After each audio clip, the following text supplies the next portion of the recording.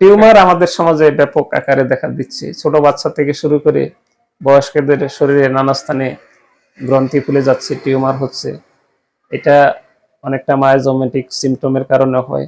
অনেক সময় যখন আপনার সেল ডিভিশন হয় তখন দুষ্ট কিছু সেল ভিতরে ঢুকে পড়ে, সেই কারণে এই রোগটা হতে পারে। বা বংশগত হতে পারে, যে পূর্বপুরুষদের কোনো সোরা সিফিলিস এগুলি ছিল।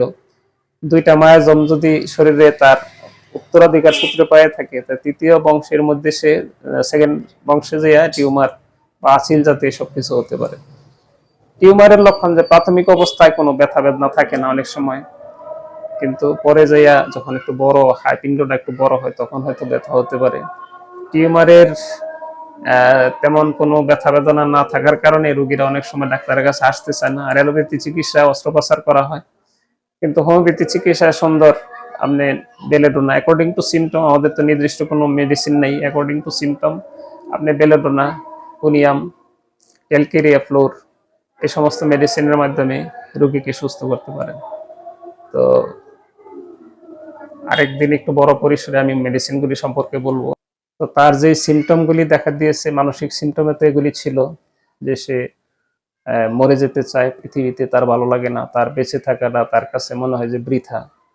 এই সিমটমগুলি যদি কারো মধ্যে দেখা যায়, তার গোপনাঙ্গে ক্ষত হইতে পারে, নাসিকায় ক্ষত হইতে পারে, বা শরীরের অন্যান্য জায়গায় তার ক্ষত হতে পারে।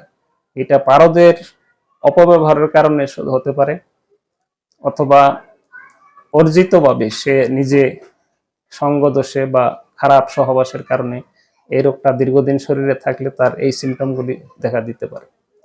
আমি তাকে সবকিছু শোনার পরে আমি তাকে ওরাম মেটালিকাম নামক ওষুধটি প্রয়োগ করি।